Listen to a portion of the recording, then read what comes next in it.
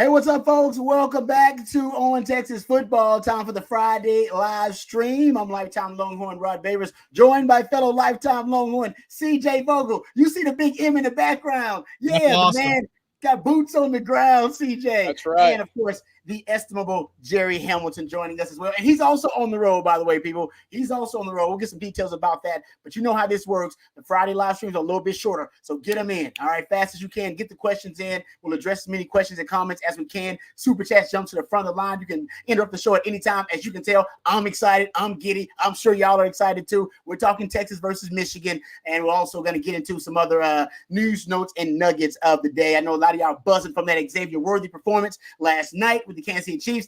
We all knew that was coming. The only people that didn't know that was coming was the Buffalo Bills, who allowed the damn trade to happen. All right, I'm a Longhorn fan, so I'm happy for Xavier Worthy, but I'm a Texans fan, so I'm a little bit also upset about concern there, Rod. That's a concerning. I mean, Hollywood Brown didn't even play, right? No. So, I mean, that is going to be one fastest team with Patrick Mahomes. Can't believe it. Yeah. I can't believe they let it happen. I mean, we'll get to it, of course, but we knew that was going to be the case when he was linked up with Andy Reid. Yes. But first touch ever, Jim. The first touch. Isn't it amazing? Isn't it amazing how championship teams make the right draft picks? Yeah, you do. Yeah, and utilize them immediately. Yeah, immediately. Kansas City didn't try to reinvent the wheel. You know what? Let's try the 6'5" receiver. Let's do something different. No, you stick with what works. Speed kills, man. Always does at every level of football. It don't matter. All right, so we'll talk Xavier Worthy too on the show because I want to get into that as well. I tried to tell all the fantasy nerds out there, invest in Xavier Worthy stock.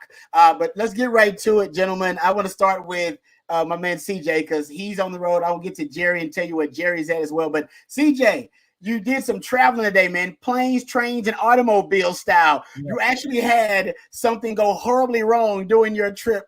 Would you let the people know the details about your mishap while you were traveling? Yeah, I didn't know Houston had two airports. And I also didn't know that the one with the H and the abbreviated name wasn't Hobby Airport, right? You know, I saw IAH. I'm like, all right, that's got to be Hobby. You know, there's an H there. So I left Austin probably around midnight. My flight left 5:45 in the morning out of Houston. I'm not a great planner. I don't do this very well in terms of logistically coordinating myself to get from one place to the other. I forgot deodorant, my toiletry bag, so I'm gonna have to make a stop at a Walgreens. But just go Matthew McConaughey. You don't need it. That's right. At the end of the day, I made it. And you can tell by the stadium in the back. That's exactly it. I went to a Hobby. My flight was out of George Bush. The lady at the TSA agent gave me a very bizarre look around 3:30 this morning when I gave her my boarding pass and ID. She basically said, "Hey, buddy, you're at the wrong airport." And I looked at her, just heart sunk a little bit, said, "Oh, boy." Got in the car, and luckily at 4 a.m., Houston traffic, not that bad. So made it on up there, time to spare. Wow. Actually, they played the Eyes of Texas on the flight on the way up. So a lot of Texas fans, a lot of orange. That's kind of been a theme. I saw a flight from St. Louis get into Detroit after I got in, and I tell you what, lots of orange there as well. So Texas, as you would expect, going to be very well represented here in Ann Arbor tomorrow. Oh, man, I'm from H-Town, and Jerry knows H-Town really well, too. I feel bad for you because that's about a 45-minute, hour difference, right, between Rod.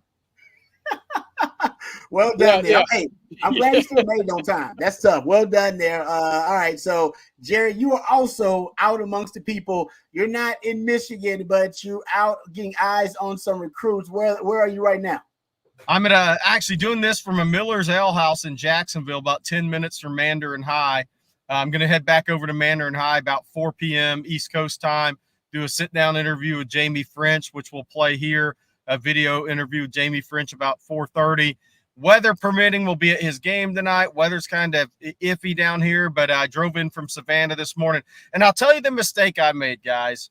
Uh-oh. 2-hour drive. So I talked to a couple of assistant coaches in the SEC I know. Just on, some kids in Georgia, things like that. And Rod, what happens when you talk to these guys, it starts to worry you about a game. Because one guy was like, he's like, I watched a little bit of both those games. He said, giving up 118 yards rushing to that Colorado State team is not good when you're going to Michigan. I was like, so that gives you a little pause. He was like, that's not good. They can't run. That team can't run the ball now. And he said, they ran the ball on you. He said, that's not good. True. And so that's the problem with talking to college coaches sometimes is they scare you to death. That's a good point. No coaches go worst case scenario a lot of the times. You're right, Jared. Because even Coach Shipley, we do winning drive with Coach Shipley, CJ, and every time we are really hype on something, we're really excited. Who kills our hope? Who shatters our dream? Coach Shipley is like, Coach Shipley just cutting down that tree. He's just sitting there taking hacks at it. Optimism going down with it, but we need it. He has that voice of reason. He's been in those conversations. He's been in those game planning meetings, and by all means, he certainly has the mind for which coaches have in terms of these big games. All right, so we got my man Bobby Burton joining us now. My Bobby, you're also in Michigan right now, getting ready for the game. Are you feeling more optimistic or more pessimistic now, getting close to 24 hours before the game? Are you where are you now? I'm just more queasier. I'm not more or less positive for Texas or negative. I just think it's less than 24 hours, man. And so I'm in that mode, Rod and CJ and Jerry, where it's time to get it on. And then I got a little butterflies going. Rod, you call them bubble guts. That's what I get whenever I get about a day away from a big game like this. It happened last year prior to Alabama as well. So just because I agree with Jerry, I just caught the tail end of that, what y'all were talking about. You talk too much about it, you can talk yourself into anything. You know, it's like it's one of those things. So you have to stand back a little bit and just go with what you think and kind of where you got with it. I'm at that standpoint. I went with 20-17 Texas in this matchup, and I told y'all, I said this, first 1 to 20 wins. I really believe that. I don't think it's going to be a high scoring game. Michigan has too good a defense to get a lot of points on them. And Michigan's offense isn't good enough to put up a lot of points. Yep. And that's kind of that's why I came up with what I did. We'll see what happens. Yeah, no, I think I'm pretty low scoring. I don't know. Are any of us over 30 for Texas in our predictions? CJ, G, you at 31, CJ? Is that where you went? I went 31 for the Longhorns. Listen, I think there aren't going to be many possessions, but we've seen Texas be able to put up points against every team that they've played, right? Whether it be in Oklahoma State in the Big 12 championship, whether it be against Oklahoma and Dallas, whether it be against Washington in the Sugar Bowl, the best teams that they've played, they've put up points. And I don't think that this is going to be a Michigan team that is as deadly or constricting as we've seen a year ago. They're good. We know that. Up front, very good. Will Johnson, very good. But we saw 10 points put up by Fresno State. We saw them move the ball with 240 yards through the air. If that intermediate game is open again, as we saw it was week 1 for Fresno State, why am I to believe that that's not going to be the case again for Quinn Ewers and that Texas offensive line, which is significantly better in protection against guys like Mason Smith off the corner, right? These guys are very talented, but right now I think that Texas has too much firepower. I just do. They're going to get, I believe, 8 possessions. If you score on 4 touchdowns, hey, there's 28. You get a field goal on one of those, there's 31. Other than that, I think that's exactly how that game plays out. No, it's at this point, I basically, in my opinion, I think Texas has more ways to win than Michigan does and more paths to victory than Michigan does. If Texas, let's just jump out on the pessimistic viewpoint here. If Texas lose the game, what's the biggest factor? What blows up in their face? Look at that! A little guest up here, huh? What's up? So we got celebrity on the show today. I mean, Bubba, look at it. Oh, Texas run it. Bubba Lou, baby. Look at that. Oh, see, now we got 2 keys to the game real quick. Can I give you my 2 quick keys? Yes, please. Go for it. Go for it, Bob. Can Texas run it? And can Texas stop the run? That's it. It's simple. It? You don't talk about anything else. It's over. That's it. If they can do both those things, they're win by 40. 40. I love it. Love that, brother. Just went 31, so that's perfect. I like it. Hey, love the shirt too, man. Once again, you're always looking good, Bob. Always looking good, man. Love that shirt. Can't pull that off. Hey, Bob, have you been up to a game at Michigan before? No, this is my first. Literally, I'm walking up for the first time. This is awesome. It is. Yeah. It is an unbelievable scene there. I'm in Ann Arbor at the hotel, so I'm headed that way in about an hour, about 30 minutes after this thing finishes. Guys, tell people, because I drove in. The weather here is totally different than Texas. I mean, I know we talked about it this morning, but CJ, you flew in from Austin, and Bob, you did too. Tell people what the weather's like right now.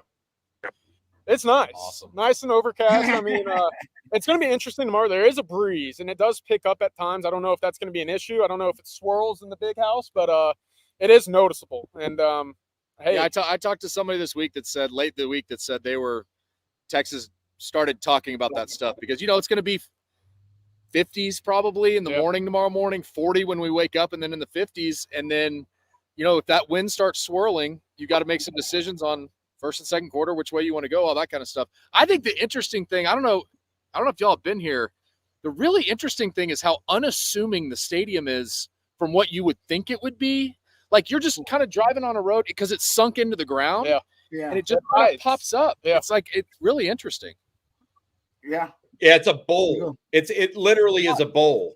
And you go into the same entrances for the upper stadium as you do the lower.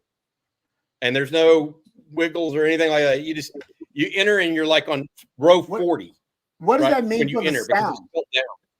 What does that mean for the sound? Does it keep the noise in the stadium, or does it escape? I think that's a good question. Keeps it in. I would think so. I would think so. I feel like I'm blocking the beautiful part of this. The M now, man. We're calling the big M beautiful. That's how you know Bob's a television guy. He's thinking about the view here. He's like, hey, I know. I'm like if I stand like this, it's like we could be anywhere in the world. But then I go like this. Yeah. Hey, $1,000 to whoever gets a Sharpie and puts an asterisk next to that 2023 national championship. They got a few of those signs around the big house, as you would expect. It's going to take a few Sharpies to get that job done. That's legit. Oh, boy. Hey, I'll let y'all get back to it. I didn't mean to interrupt. I was walking by, I saw CJ. So come back anytime. Appreciate you, Bob. Be good, buddy. Hook 'em. All right, later, man. Bob doing his TV prep work for tomorrow.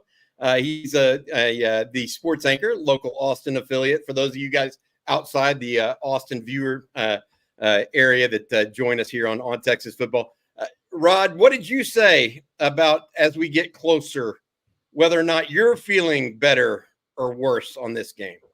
I actually usually there's some dread for me before the game. I work myself into a bit of a frenzy. I start reverse engineering everything and studying the ways Texas could lose the game as opposed to the different paths to victory.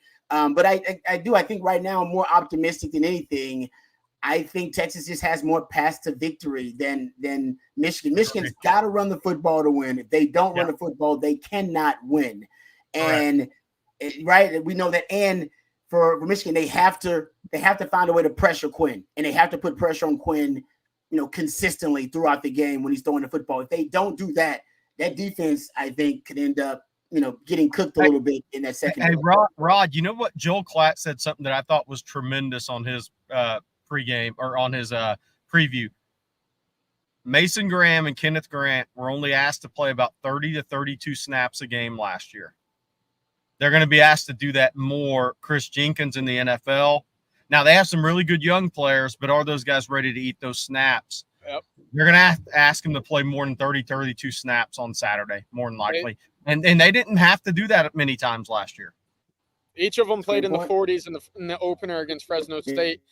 Fresno State, I believe, only had about 56 offensive snaps. So to play, what does that do? That quick math, right? That's about 75, 80% of their total defensive snaps. That's a lot. And I know they played about 52 last year. Yep. And that's the point. I want to pivot just a little bit. I like this question from Synthetic Gaming Network. If you won the toss, are you taking the ball or are you kicking? I want to get y'all's thoughts, but I feel like if you're Sarkisian, you want to get out to an early lead. You want to keep Michigan from playing from behind, similarly to how it kind of played out against Washington, right?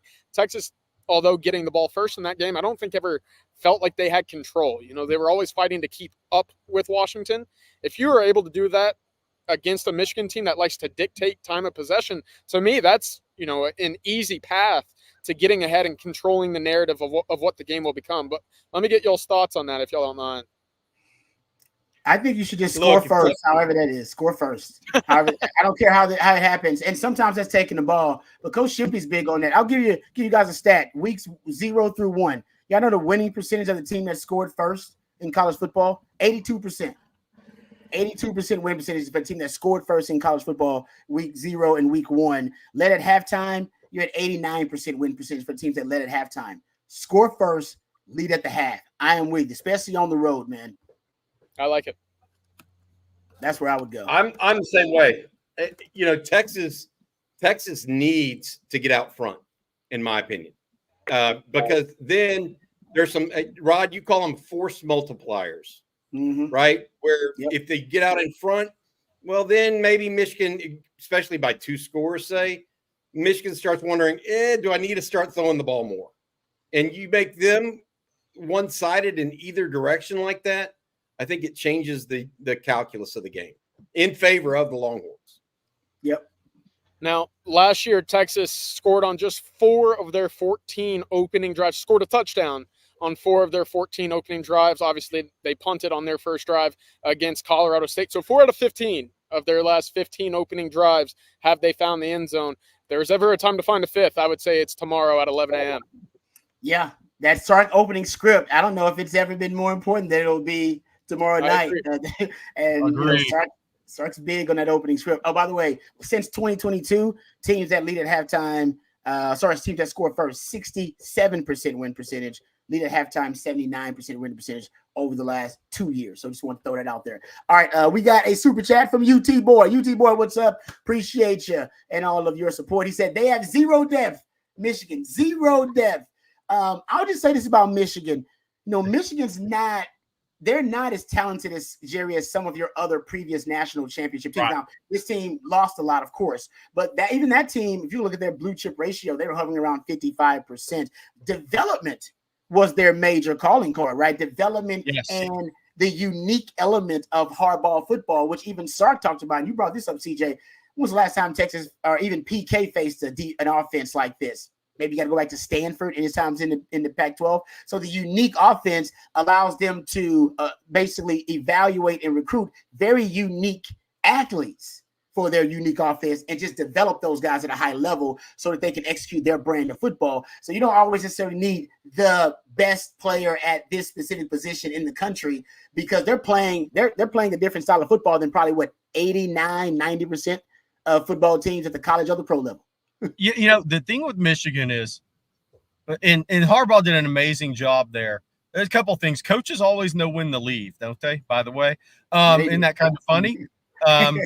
And 2, again, J.J. McCarthy was the best quarterback he had. If they revert back to the Jake Rudock level, and I'm not even saying Davis Warren's that, but more of that, that's an 8-4, 9-3 team. There's a big difference between McCarthy, even though I didn't ask him to go win games a lot, McCarthy driving that bus and a lesser quarterback driving that bus. Their margin for error becomes a lot less running the football. Their offensive line has to execute at a very, very high level. So that's what's going to be interesting. Maybe more so than tomorrow watching Michigan throughout the season is if they take a big step back at quarterback, then you kind of revert back to being that 9-3 team. Yep. And I think that should be the game plan, CJ. Make the quarterbacks beat you. I would invite Davis, Warren, and Alex Orji to beat me. I would give them the one-on-ones out in the passing game if they want to take it. I'm not going to let them beat me run the football. Yeah. And it sounds pretty easy in theory, right? Load the box, let them beat you one-on-one, and make the quarterback make good throws. We didn't see as many good positive throws outside of Colston Loveland that you would have expected from a Michigan against a Fresno State.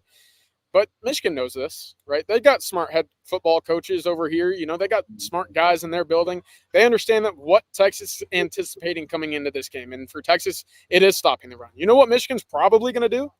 Probably going to come out throwing the ball. Maybe some trickery in there, right? Maybe some they put a little twist on plays that they showed a little bit last year that, hey, you keep a little wrinkle saved up for games like this.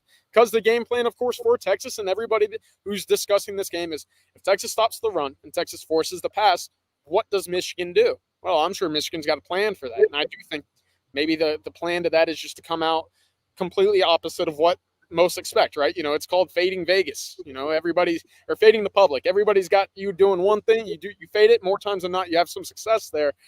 I wouldn't be surprised if they come out hucking the ball a little to begin that game tomorrow.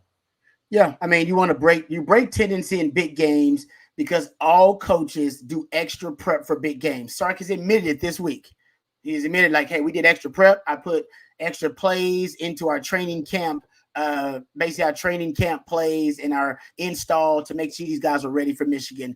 And every coach does that for every season. They circle the big games. They do extra work in the offseason. And with that being said, so because these coaches become so intimately knowledgeable and intimately acquainted with these opposing offenses, their trends, their tendencies, weaknesses, and strengths, you got to break tendency in those big games because they've done all the extra prep. They know more about your team than you usually would on a week-to-week basis. You know more about Oklahoma than you would a week-to-week opponent. You're going to know more about Alabama, Sark did last year. So that's why you break tendency. So to your point, CJ, I agree with you. If you're Michigan, you got to come out in this game and break tendency somehow. I think it'll be with double moves. I think you're going to get out and up, slant go, hitch and go. I think you'll get a stalk block and go early, Bobby. I think you'll get a little trickery. I feel trickery early. Double pass. Texas is going to be aggressive and hyped for this game. And I figure they want to use that aggression and they want to use that instability potentially against Texas, going into that volatility against Texas. Just don't throw in. If you're going to do double pass, just don't throw into coverage. That's my question, because Michigan's going to sit. They're going to have some safety sit back. They only gave up 9 yards rushing to Fresno State last week, guys. They don't feel like they have to commit extra to the run to stop it. So I hear you on those double passes and that sort of stuff, or some sort of trickery, Rod. I don't know. I don't know. That's just, I look for Texas to really involve Jaden Blue and Trey Wisner and perhaps Amari Niblack early in the passing game.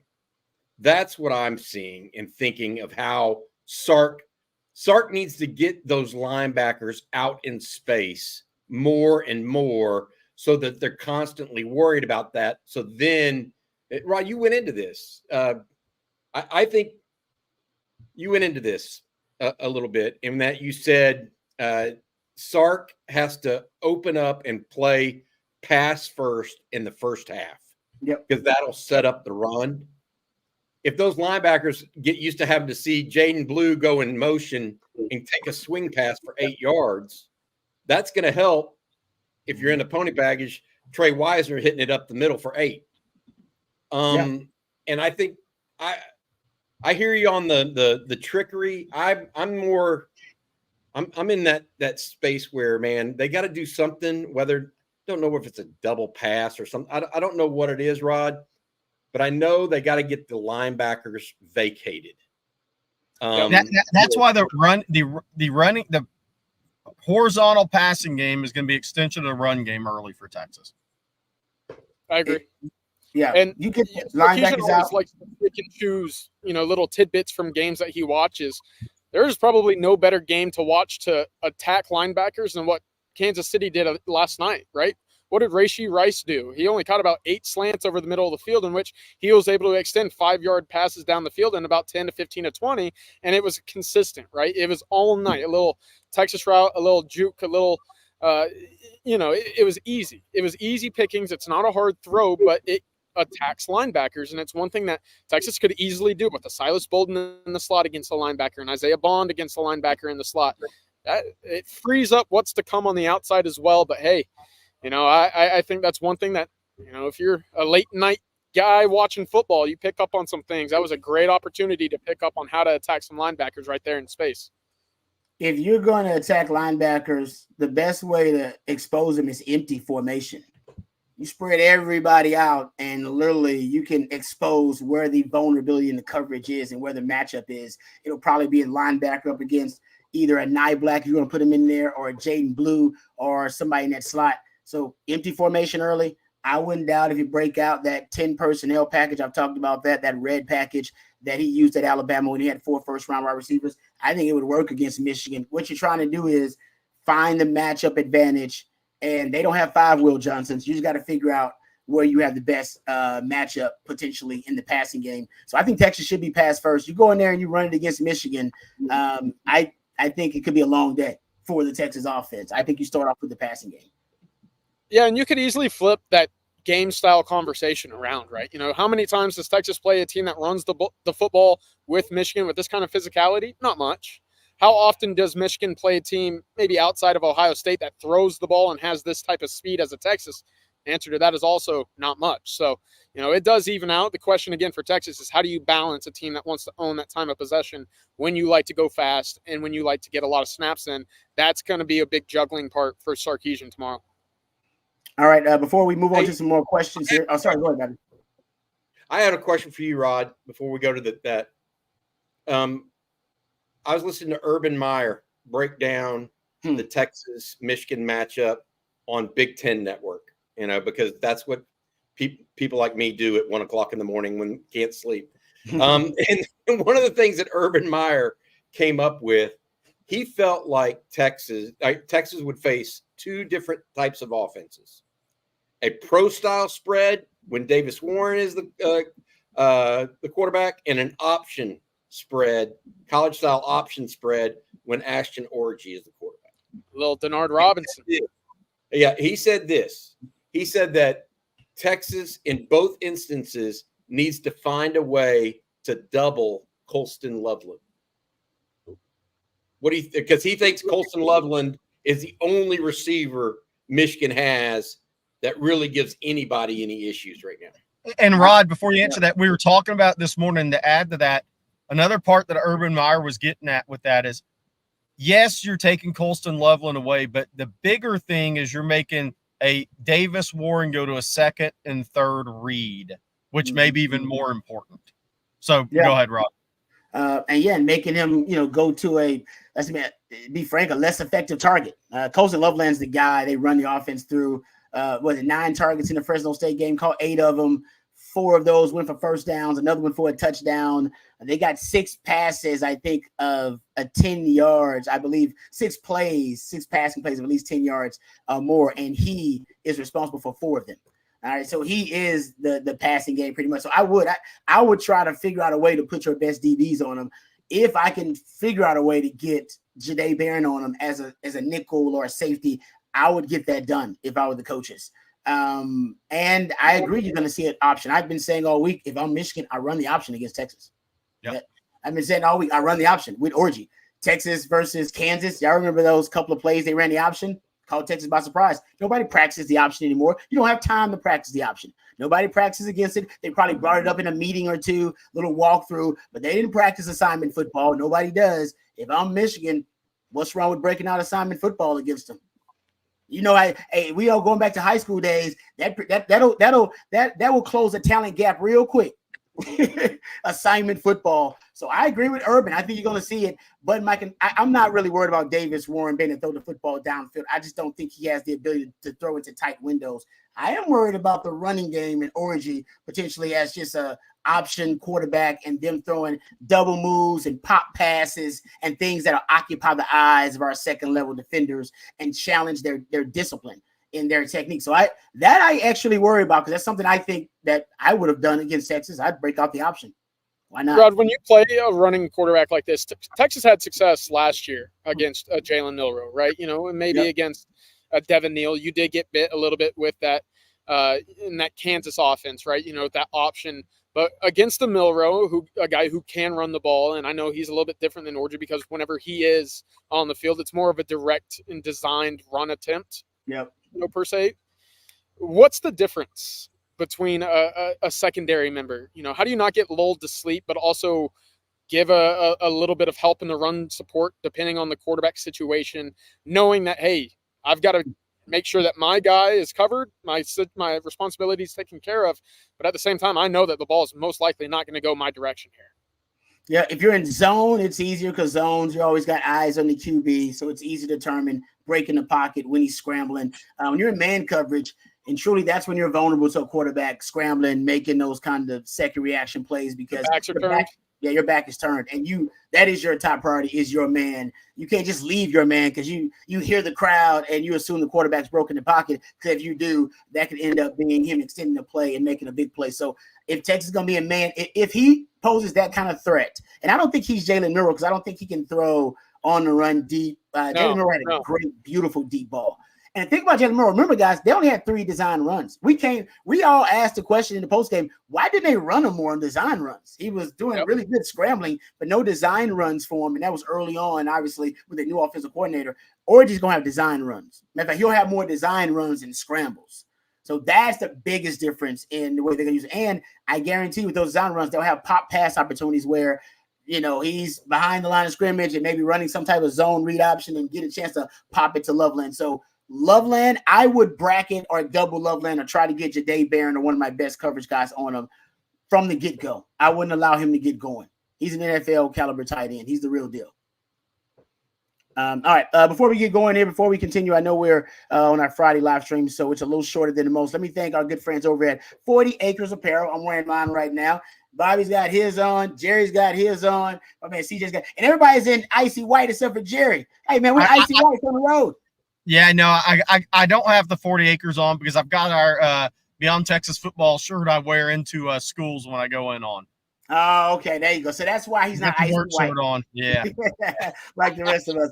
But of course, we represent 40 Acres Apparel. It is our go-to game day gear, folks. We want to introduce you and welcome our brand new sponsor to Own Texas Football, the University of Texas Co-op and 40 Acres Apparel. The University of Texas Co-op is nonprofit and has been serving the Longhorn community since 1896. Every penny of profit directly benefits course material scholarships. In fact, over 7,000 students received free course material scholarships in the 23-24 academic year. 40 Acres Apparel has been was born in DKR and has been designed and built exclusively for the University of Texas and Longhorn Nation. Go down to the University of Texas Co-op or go to universitytexascoop.com and get geared up with 40 Acres Apparel. Great designs, fashionable, high quality, SPF 50, moisture wicking. It's just a great product. I was actually wearing it before our partnership here with Owen Texas Football. It's been my game day gear for probably going on 6 years now. Love it. I usually sweat way too much on game day, so it keeps me cool. It keeps me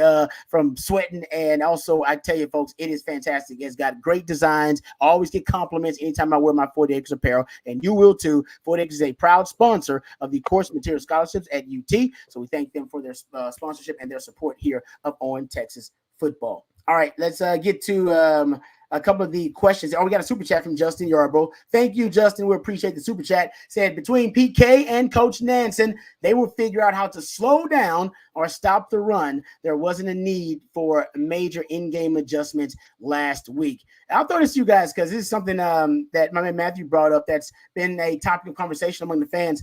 How many rushing yards does Michigan need to win? If Michigan hits this number, then you 151. Ooh. I was going to say 175. They'll get 150. 151 means they're eating the clock a little bit. And 175 is probably a number. 175. But over 150 is a pretty strong number. It is a strong number. What's going to be interesting is which of their backs gets the success, right? Last week it was all Mullings. Donovan Edwards didn't really have much impact at all, right? He was only about 2.6, 2.7 yards per attempt. How does that change this weekend? What does it look like for Texas if both are on the field together? We talk about it, Rod, all the time. Texas is pony package. Michigan could very easily go with a pony package of their own and a heavy set tight end look. That would pose some issues for the Texas defense in its own right. Luckily, and fortunately, Texas has been preparing for in-game adjustments. Sarkisian made the comment on, I believe, Wednesday during his SEC teleconference, basically saying, yeah, you know what? One of our biggest factors coming in this game is the sideline in-game adjustments with the tablets. sets. Yep. We didn't get to use a whole lot of them in the week 1 opener against Colorado State simply because we didn't need to. Everything was working, kind of falling in our favor here with breaks on 4th down, with a blocked punt, right? We didn't need for those big game and in-game adjustments. Against Michigan, they absolutely will in those trenches. Bobby, what are your thoughts? How many rushing yards do you think Michigan, if they hit this number, they could win the game?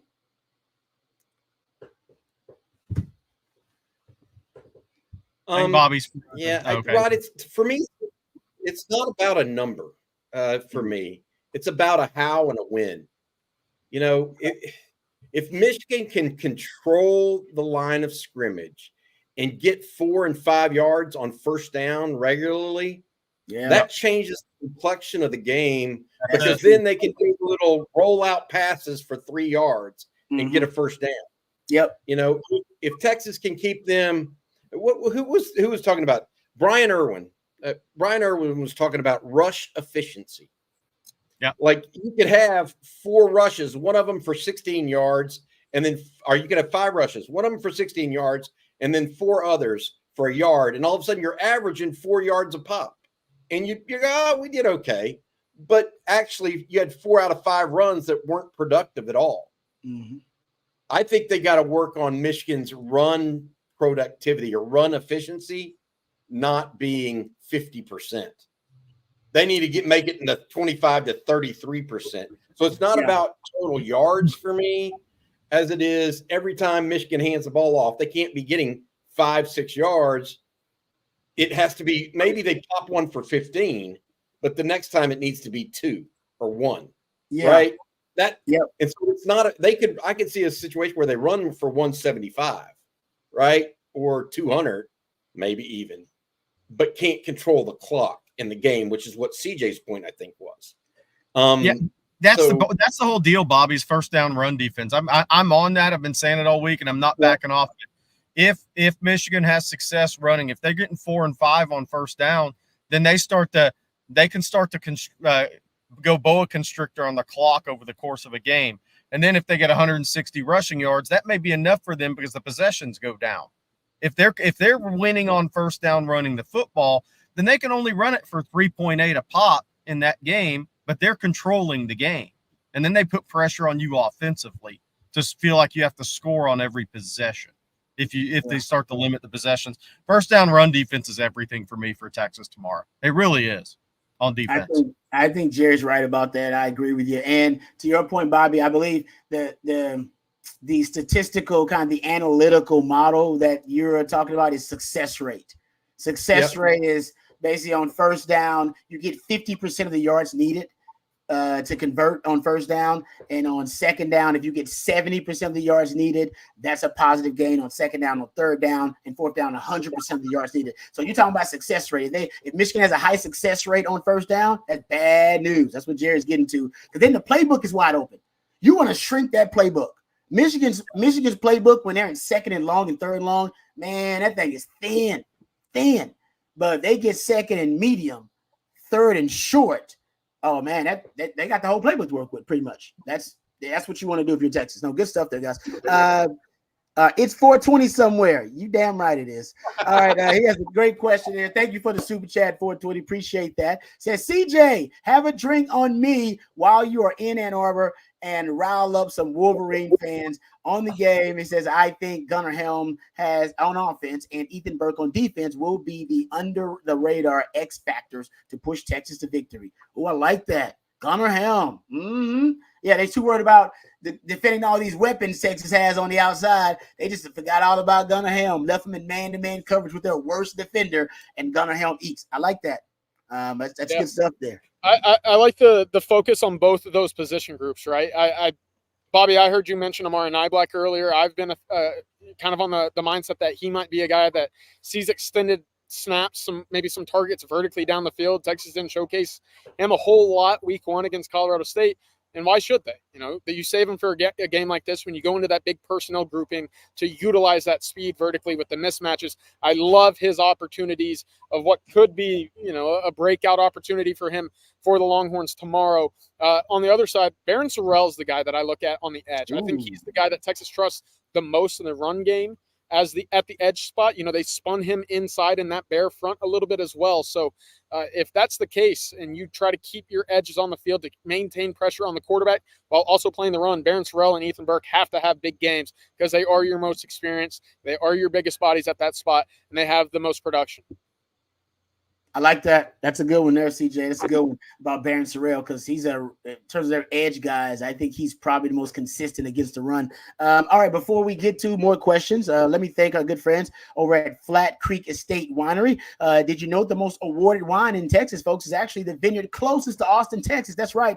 Flat Creek Estate Winery is just minutes from downtown Austin, and they've won award after award this year for their vintage wine, and my wife's favorite right now, Super Texan. Super Texan is now available at your local spec, so give it a try. Also, you can find it at Central Market. I know that because my wife told me when she was doing some grocery shopping, she found her favorite wine at Central Market. She was really excited. They have the great selection of our friends over at Flat Creek there at Central Market, also at Specs. And of course, Flat Creek is a gorgeous venue for barbecues and wine tastings every single weekend. It's perfect for a date with your significant other or a weekend getaway with your significant other. That's Flat Creek Estate Winery, flatcreekestate.com. And we really appreciate them being a part of the On Texas football family. All right, getting back to the questions here. Another super chat from Clifton. Thank you very much, Clifton. We really appreciate you. Says, can we mix up going on 1 and 2 to figure out the disguise and slow down their BGO?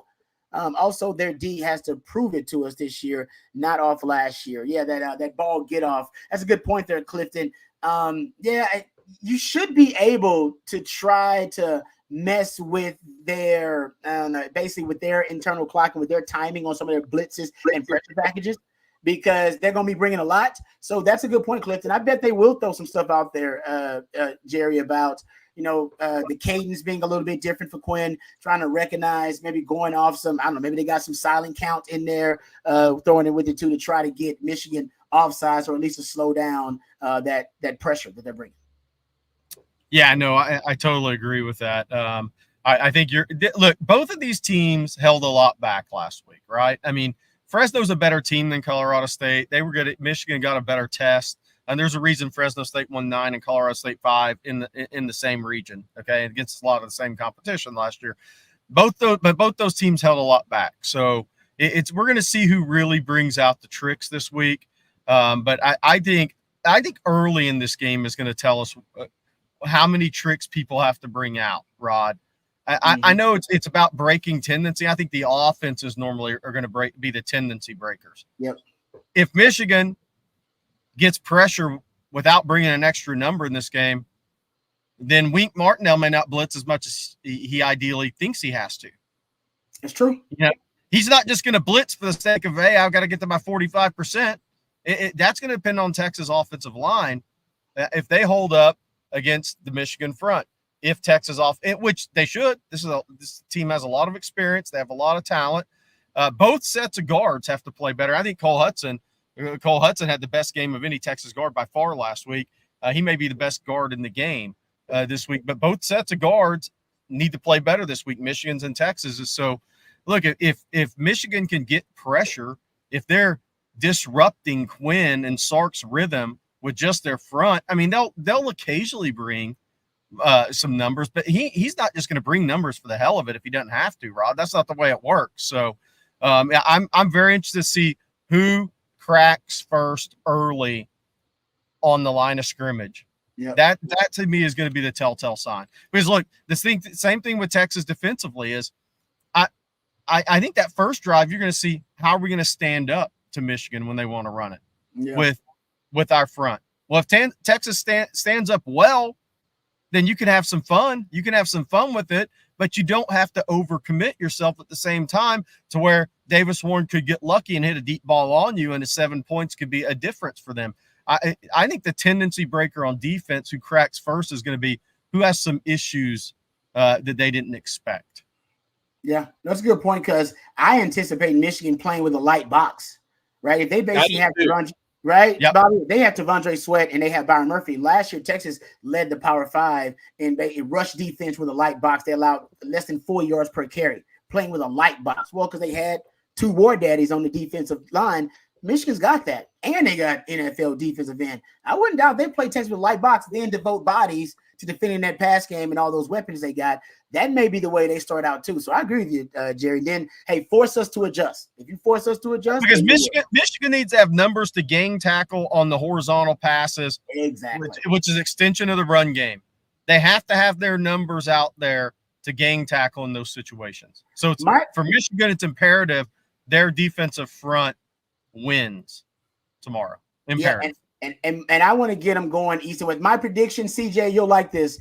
That first half, Kansas City versus Baltimore. You know the Kansas City pre-snap motion rate in the first half, 90%. 90%. Sark's usually around 55%.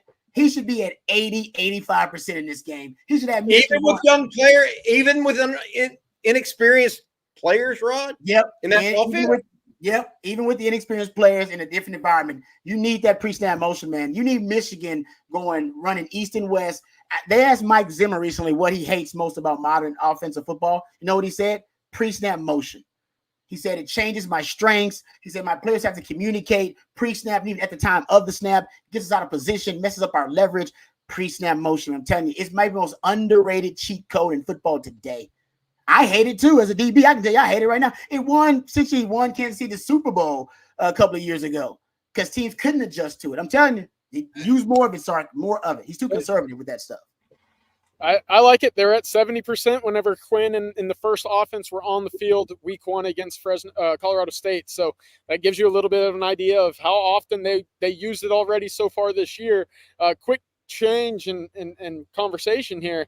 The sun's coming out. And I'm going to be honest, it's a little hot. You know, I got the icy white on right now, the little long sleeves. Sun is beating me down right now. I'm not going to lie. So when the sun's gone and it's hidden, pretty chilly. They got the wind. Obviously, it's supposed to be pretty chilly tomorrow. But when that sun's out, you know, you feel it pretty well. I'm not going to lie. Hey, I want to say this too, CJ. One of the things you and I talked about this morning. For those fans that are going to the tailgate with us on tomorrow morning, I think that starts at 8 a.m. local time, by the way. Don't forget, the team will arrive at gate 1. So if you're up here in Ann Arbor or listening to this on telecast, the team will arrive at gate 1, I think around 9 a.m. tomorrow morning. So that is not far from where the tailgate is that we're having up here for On Texas Football. And everybody that has decided to come along. CJ, it's supposed to be in the 60s tomorrow.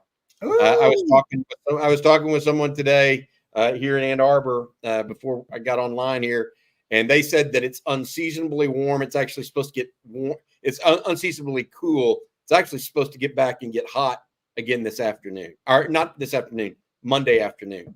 And also the beat reporter for Michigan on M Live told us to us as well. So bring me that chilliness. I want to bring this one up. I want to bring this one up because we've been talking about what Texas has to do against Michigan. But Kelly Horn's up. Very good point. Michigan's center guard did not have a good week last week. How much improvement they show this week is going to be huge for the Michigan offense running the football.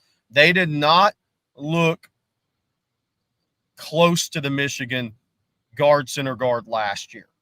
If those guys don't step up big this week, then that changes a lot for Michigan's offense. That puts a hell of a lot more pressure on those guys. They better improve a lot from game 1 to game 2 based on what we saw last week. Yep. Coaches always say that's the biggest improvement, right, from game 1 to game 2. I will say this. Do y'all remember how we felt about the Texas O-line after Rice going into the Bama game? We did not feel very confident in that group because Rice was able to get pressure on quick. We were like, if Rice is getting pressure, then I don't know if they're going to hold up against Bama. And turns out they were awesome against Alabama. They were amazing. One of the best performances we've seen from that O-line. So you can flip it from week 1 to week 2, especially if you put in a lot of time in preparation for that week 2 opponent, which Texas did for Alabama. So throwing that out there, just keep that in mind, Longhorn fans. All right, we're getting close to the end of it here. Let's thank our good friends once again over at 40 Acres Apparel. We want to introduce and welcome our new sponsor to On Texas Football, the University of Texas Co-op and 40 Acres Apparel. The University of Texas Co-op is nonprofit and has been serving the Longhorn community since 1896, and every penny of profit directly benefits course material scholarships. In fact, over 7,000 students received free course material scholarships in the 23-24 academic year. 40 Acres Apparel was born in DKR, ladies and gentlemen, designed and built exclusively for the University of Texas and Longhorn Nation. Go down to University of Texas Co-op or go to universityoftexascoop.com and get geared up with 40 Acres Apparel. Great designs, fashionable, high quality, SPF 50, moisture wicking. It is a great product. I am telling you, folks, first and foremost, not just because they are our partners here on Texas Football. I've been wearing 40 Acres Apparel for like 5 or 6 years. Been my go-to game day apparel. My wife is annoyed by it. She's like, you only wear 40 Acres. I was like, the only thing that works for me, keeps me cool, is fashionable, and I always get compliments on my 40 Acres Apparel, and you will too. So go check it out for yourself over at the University of Texas Co-op, and also you can look good and do good because all the profits go to course material scholarships for UT students. So thank you very much to 40 Acres Apparel. We appreciate all of their support. All right, couple of other questions here. Derek wants to know, how many possessions will Quinn get? Will we get 8 or 9? Brought this up earlier.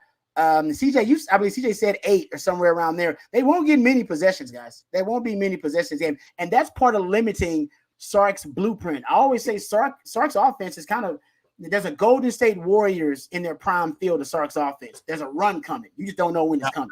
Yep. Last week it happened in the second quarter. It was 10-0, then boom, games blown wide open. All right, we see it happen time and time again in Sark offenses.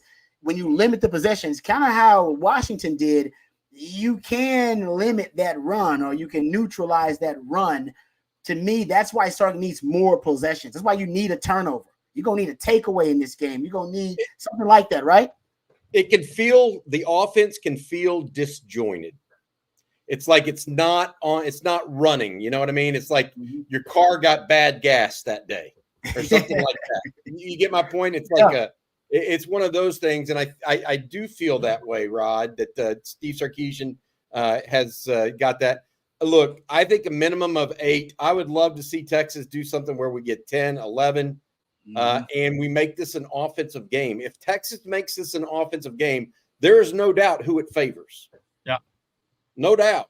If it is a defensive game, there is also no doubt who it favors.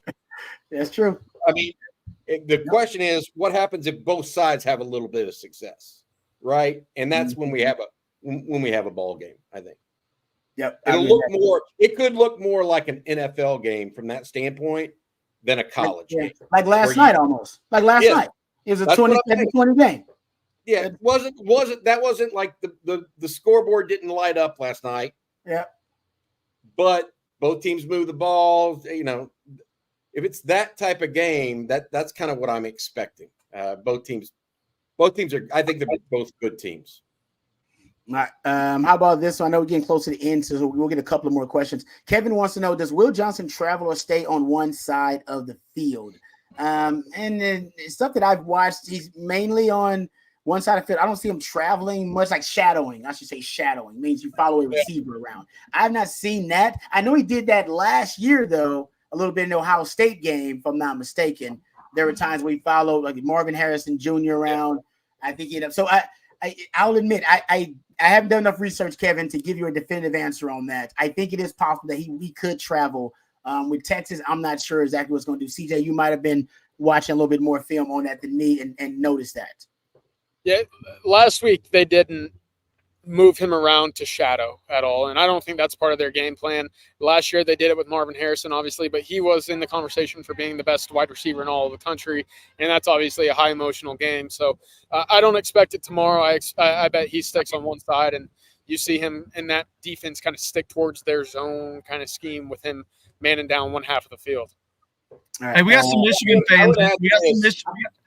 Wait, Joe, let me say one thing about the Will Johnson travel. Who's he going to travel with in this game? You don't know. Who's that? Is it Isaiah Bond? Well, maybe. Is it Ryan Wingo? Well, maybe. Who is that dude? I don't know the answer, and I don't think Michigan does either. No, not right now. I love all the Michigan fans that come in. We welcome everybody, but I have a question for my guy here, Doug B. Sharon didn't get credit for the great job he's done on the OL and coordinating elite. He didn't. He absolutely didn't. He hadn't even got a contract put in front of him. My answer to the question is why. Jared, what do they have? Low blow, Jared. That's a low blow. He did such a great job. They won't even give him a contract. That is a low blow right there, Jared. That's a low blow. Yeah, I saw that story. That's his agent. That's bad business by his agent if that is the case. That's terrible, man. You gotta get that. I think they're waiting to see if he gets. I think Michigan's waiting to see if he gets a show cause. I know, but that's why he should get the contract now. So if he gets a show cause and gets fired, he'll get some guaranteed money on the back end of this thing, man. So anyway, Sharon boy, got to look out for yourself. All right, how about this one? Jones L said, "Are y'all concerned at all at this that this sets up as Ohio State the past few years? Even if so, I still don't think they can score enough offensively." 27-13 UT. Hey, Jones L, this is the same score I got. I'm a 27-13 guy. They have faced an offense that presents the same challenges as Texas, and they face it every year in Ohio State. NFL quarterback, NFL wide receivers, elite speed on the outside, elite personnel on the offensive line. So they have a blueprint for Texas.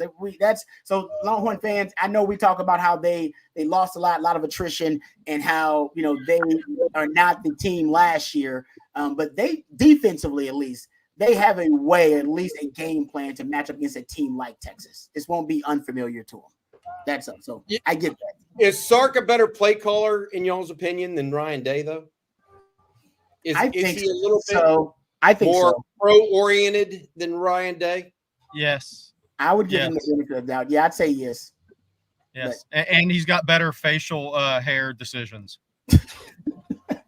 See, he's trying to get Jerry off of this thing. Jerry's just taking shots now. Jerry's ready to go. Just like he's gonna take shots. Hey, that was for the Michigan fans though. They nodded in agreement with Jerry on that one. The other one they didn't like. That one they liked. All right. Still, one last thing I wanted to bring up is we've talked about the trenches and how important it is for Texas to stop the run. I think at some point we are forgetting Michigan has to replace all 5 offensive linemen from a year ago. That physicality is not the same. We've talked about the interior not looking up to par with missed assignments and that toughness and physicality maybe not standing up to what you thought it would look against Fresno State. Texas has good defensive line. Now, will they be what Michigan has? Will they be what Texas had a year ago? Probably not. But that's a big test for a brand new group of offensive linemen. And if that's their whole identity is running the football, that's a quick gelling that they have to get up to speed with to make sure everything's going right in their direction. It's a so many ifs and buts for Michigan offensively for me. I mean, 31-13, I've been on the record. That's my score prediction. 13 points feels high. Hey, CJ, tell the Texas fans behind you to come up to the cam. Tell them all to come up to the cam. Come on. Look at that. Come on. Hey, Come on.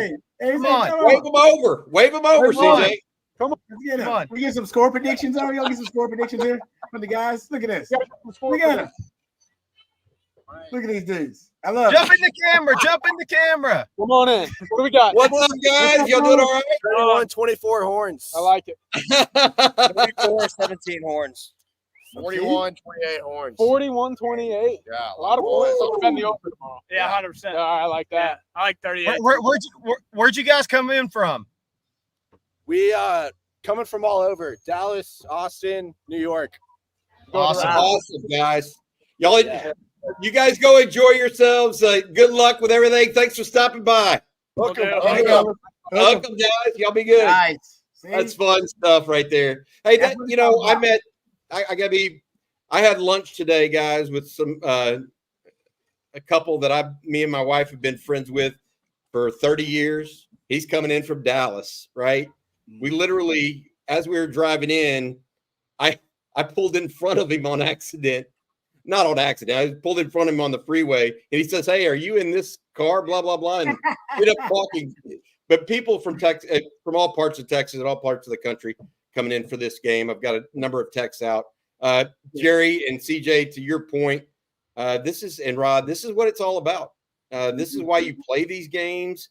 It's because it's fun for the fans. It's fun for the alumni. It's fun for the players. Yeah, it is. I mean, Rod, think back to some of your big non-conference games. I never played in these, Bobby. I never played in these. I never played in one of these, man. We didn't play blue bloods like this, but we played Stanford, I think, North Carolina State. Nothing wrong with that. Those are good quality programs, but nothing like a Bama, nothing like a Michigan. Oh man, I would have loved to play one of these big games, man. So I'm with you by that. Think about how many players in this game, were offered by both schools. Yep, good point. They at least took a look at both schools. That means they visited both schools. But a lot of times we talk about when a Texas Tech used to play Texas, the Tech kids have a chip on their shoulder and they didn't get the Texas offer. I don't have time to go through and look it up, but I bet there's 30 plus kids in this game that had offers from both, if not 50. Yeah, it's a lot. It is. No, it is. It's like I love these Longhorn revivals. And CD says we have the largest, alumni base in the country, and you have these big games, and they can come from New York City and LA and Detroit and wherever they are. It's a beautiful thing. All right, CJ, thank you very much, man. Boots on the ground there. Rod, real quick, I don't know if you can hear behind me, but I feel like I'm back in New Orleans for the Sugar Bowl. They got some jazz going right now, and it's blasting throughout the entire stadium. I feel like I'm back in January. Nice. Hopefully, better result. Hey, CJ, and if you're walking around the stadium and you see an unsigned contract there, run it over to Sharon Moore's office. Yeah, I'll know where that one's going, Jerry. Everybody likes Snarky Jerry. Snarky Jerry is back, no doubt about it. He's taking shots. If you find a show cause, same thing. See, that means it's time to end it because Jerry gonna take shots until we end this thing. All right, thanks, Jerry, man. Appreciate you, brother. Thank you, CJ. Thank you, Bobby. Appreciate you guys. Thanks for all the super chats and all the participation, man. You guys are the best. Tomorrow, all right, we're loaded up tomorrow. With the schedule tomorrow, Bobby. Yeah, absolutely. 7:00 in the morning. We've got the Saturday convo. Rod, you, me, and CJ are going to get together for our last minute thoughts, as well as talk about some of the SEC games coming up this weekend and big major games that might have national championship implications. The Texas tailgate starts at 9 a.m. We'll be live on site at the big house. Me and CJ. CJ is going to be walking around. He may try to sneak in and get in on game day or something. I don't know what he's going to do. And then we have Watch With Us. Aaron's going to be hosting that. Rod, you'll be on. Jerry, as well as Coach Shipley. And then we've got the post-game live brought to you by our friends over at Flight from Yingling. We're excited about that as well. We've got you covered tomorrow, guys. It is probably 365 days. You only get like 12 or 14, maybe 12, 13, or 14 these days. This is a big one for us. So we're going to feels like Christmas. All right, thanks for that, Bobby, and thank you for the time. Thank you, Matthew, behind the scenes. Matthew, you're the real MVP. Yeah, Rob, we're counting it down, too, brother. We cannot wait. Count it down with us on TexasFootball.com or the On Texas Football channel. Thank you to 40 Acres Apparel. Really appreciate them. Thank you to Flat Creek Estate Winery as well, and thank you to all you guys for joining us. Until next time, that means tomorrow, hook 'em horns. Hook up.